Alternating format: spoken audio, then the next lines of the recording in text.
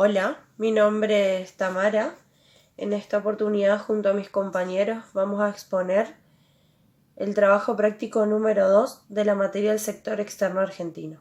Y para comenzar, voy a plantear la situación actual del país y el pasado más inmediato, utilizando como guía a la balanza de pagos.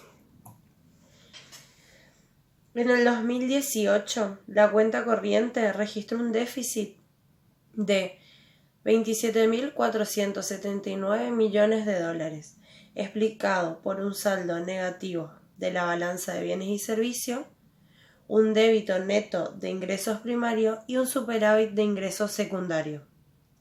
En el 2019, durante el primer trimestre, la cuenta corriente registró un déficit de 3.849 millones de dólares. El mismo se compone por un débito neto de ingresos primarios compensado por un saldo positivo en la balanza de bienes y servicios y por un superávit de ingresos secundarios. En la cuenta de capital, en el 2018 presentó un flujo positivo de 87 millones de dólares. En el 2019 la cuenta de capital presentó un flujo positivo de 32 millones de dólares en el primer trimestre, explicado por la disposición neta de activos no financieros no producidos. La necesidad de financiamiento del 2018 fue de 27.392 y en el 2019 se estima en el primer trimestre que es de 3.817 millones de dólares, lo cual implica una reducción en dicho concepto de 5.531 millones de dólares respecto al mismo trimestre del año anterior. En la cuenta financiera, en el año 2018 se registró un déficit de 27.986. El Nacional vendió parte de los dólares. En síntesis, este préstamo no se utilizaron para incentivar el crecimiento, sino para tapar los baches de la economía del país. Y a continuación, mi compañero Javier le presenta propuestas con políticas de comercio exterior para impulsar el crecimiento del país. Buenos días a todos, mi nombre es Javier Villa y a continuación de lo que expuso mi compañera Tamara sobre la balanza de pago y la situación actual del país, yo les voy a hablar acerca de cómo influyen las externalidades o el sector externo en nuestro país, y más en la situación que nos encontramos tan vulnerable en nuestra economía. Primeramente, para hablar, podemos hablar del intercambio que viene realizando Argentina en estos momentos con el Mercosur. Cuando me refiero al Mercosur, hablo primeramente de Brasil, seguido de Paraguay y luego Uruguay, que con Brasil es el que más realizamos intercambios comerciales. Primeramente, puedo decir que en el primer trimestre, desde enero hasta marzo, nuestra economía marcó un saldo negativo de 42 millones de dólares. ¿Qué quiere decir? Que se exportaron 1.073 millones de dólares, se importaron 1.114. Eso, si lo tenemos que comparar con los mismos registros del año pasado, desde enero a diciembre, el primer trimestre, podemos ver una baja o un déficit de 186 millones de dólares con respecto a este año. Eso claramente nos demuestra que nuestra economía está en una etapa contractiva, se está contrayendo. Ahora, si queremos analizar otros mercados, por ejemplo, como Estados Unidos, cómo influye las decisiones que toman en nuestra economía, tomemos de ejemplo la tasa de interés de referencia. En el año 2015 estaba a 0,5%. En el 2016 subió al 1%. En el 2017, a fines del 2017, llegó al 1,75%. Y en el 2018, a fines del 2018, llegó a 2,5%. Eso claramente tiene un impacto negativo en nuestra economía, en la parte financiera. Para respiro, digamos, en nuestro país, anunciaron que en el 2019 no iban a modificar la tasa de interés de referencia. Como segundo tema, podemos nombrar una noticia actual. Por ejemplo, en el día de ayer, cuando Estados Unidos anunció que iba a incrementar el impuesto a los bienes que recibían de China, se produjo un suceso que se devaluó la moneda, el yuan. Eso no saben si, o sea, no saben claramente si fue por lo que lo anunció el presidente de Estados Unidos, Donald Trump, o si fueron medidas tomadas por China de devaluar para hacer el país más competitivo. Pero claramente demuestra que, o sea, China dice que es una manera de equilibrarse el mercado y que ellos no tuvieron nada que ver en esa decisión. Eso claramente demuestra que las medidas que está tomando el presidente Donald Trump no van a ser 100% efectivas, ya que al devaluar la moneda lo hace más competitivo y termina de alguna manera compensando. Bueno, ¿qué tiene que ver con nuestra economía? En el caso nuestro, parte de las reservas son en yuan, entonces al devaluar pierde valor la moneda. En pocas palabras, se reducen nuestras reservas. Bueno, ahora sí, ya hablando como consultores de comercio exterior, qué recomendaciones daríamos o cómo encararíamos la situación actual del país, mejorando la capacidad exportable y siempre y cuando estén en balance o en equilibrio con el mercado interno, porque hoy mismo podemos ver que nuestro país, si bien en mayo registró un superávit comercial, pero nuestra economía interna está devastada, nuestra industria, entonces eso va de la mano de un manejo responsable y de industrialización, a su vez promoviendo la exportación. Entonces nosotros nos pusimos, o vamos a hablar del producto que elegimos, en este caso la soja. ¿Por qué la soja?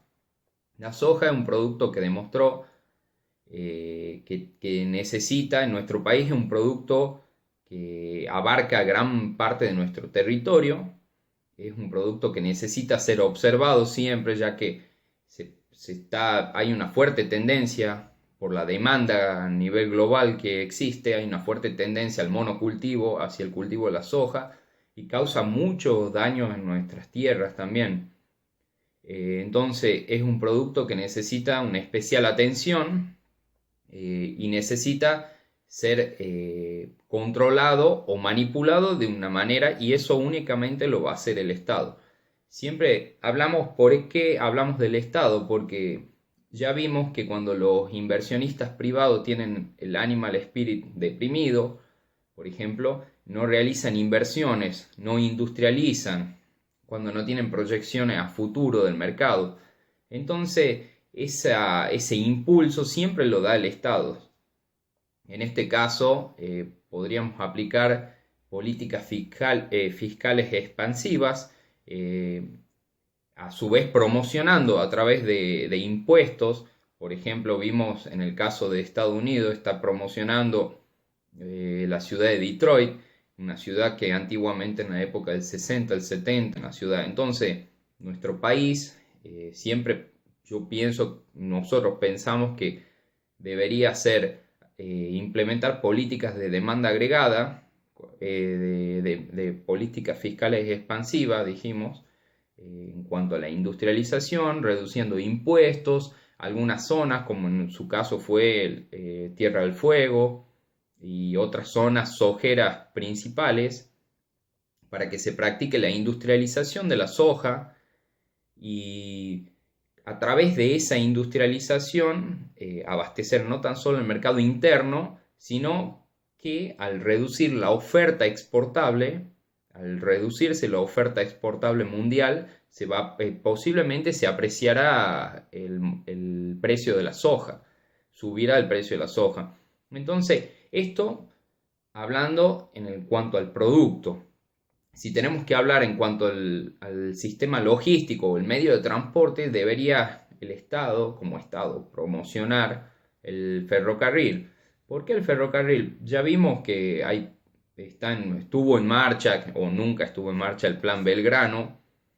El ferrocarril es el medio de transporte, además de tener muchísimos beneficios en cuanto a medio ambiente, capacidad de transporte, seguridad, y es un medio que no está desarrollado en nuestro país No tan solo porque el medio de transporte terrestre se opone, porque en estos casos tiene un fuerte gremio que casi siempre cuando hay algún tipo de incentivo o algún tipo de promoción al ferrocarril queda truncado.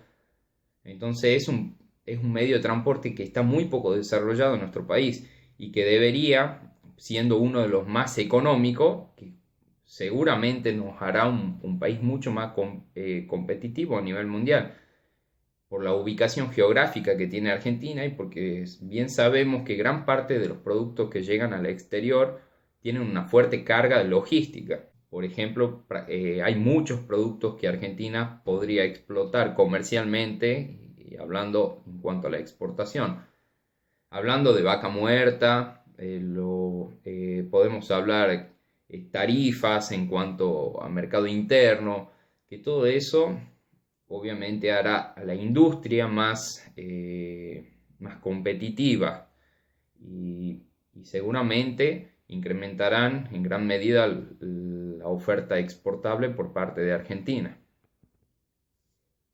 Para recordar, bueno, por qué fue nuestro producto la soja, voy a hablar un poco también de cómo se fija el precio de la soja. Si bien nosotros tomamos un precio de referencia Rosario, que lo encontramos en la Bolsa de Comercio de Rosario, pero ese precio es tomado de la Bolsa de Chicago, que lo fija Estados Unidos. ¿Cómo lo fijan? Y de la misma manera que fijan los bancos comerciales, por ejemplo, su tasa de intereses, con empresas consultoras, hacen una predicción del mercado, una proyección del mercado a futuro en base a la demanda global, a la oferta que ellos creen que va a haber, la cantidad de cosecha. Todo eso tiene que ver obviamente con la parte climatológica, qué es lo que se espera de cosechar, pero si podemos observar el año pasado, los mayores precios de la soja se vieron en la cosecha, en los meses que realiza la cosecha de Estados Unidos. Entonces, claramente vemos que están influenciados eso, o les favorecen a su...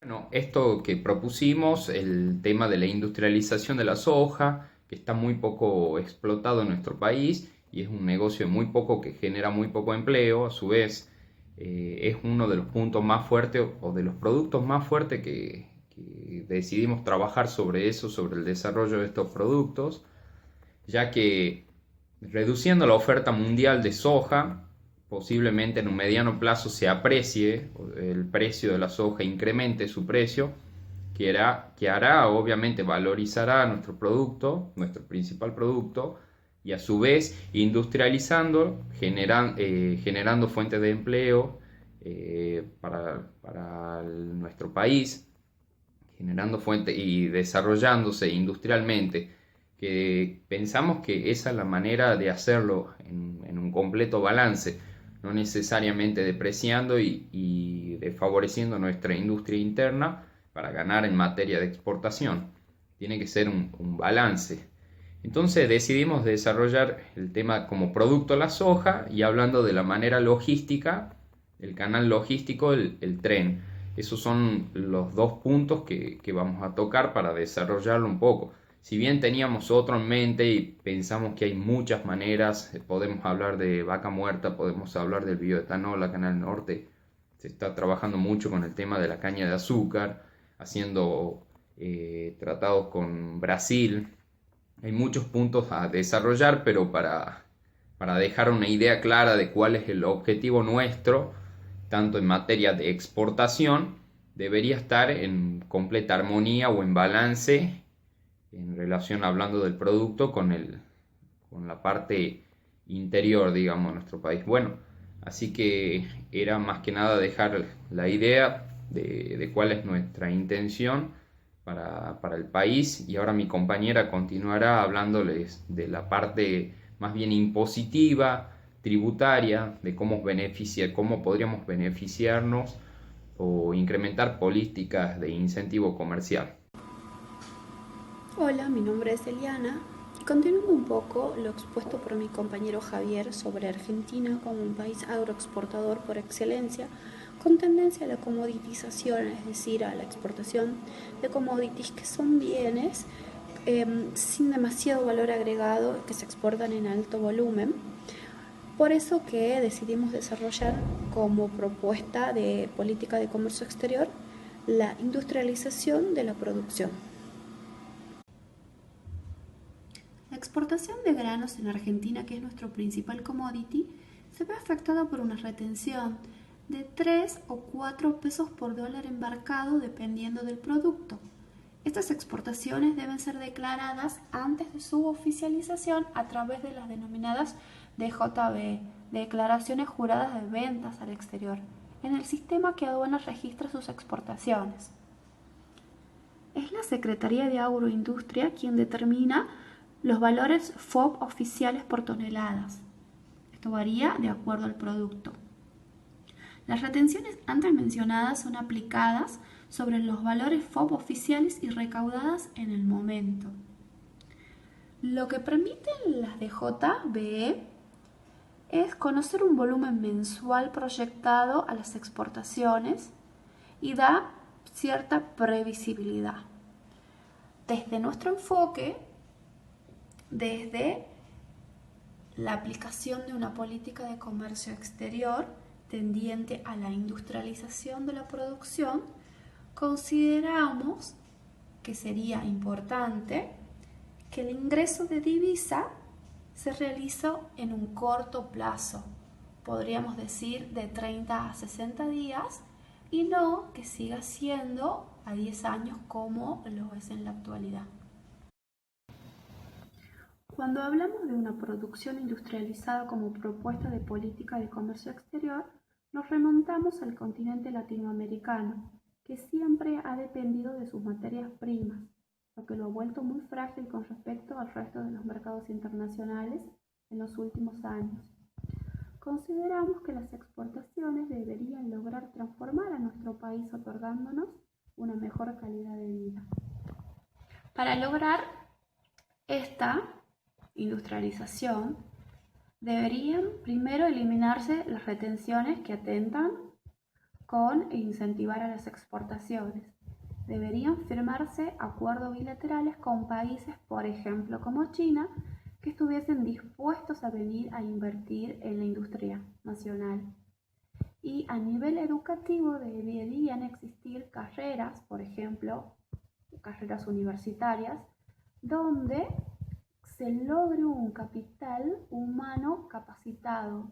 Estas universidades, a nuestro parecer, deberían estar relacionadas con otras entidades, llámese INTI, INTA, SENASA, para lograr un profesional mucho más capacitado y completo.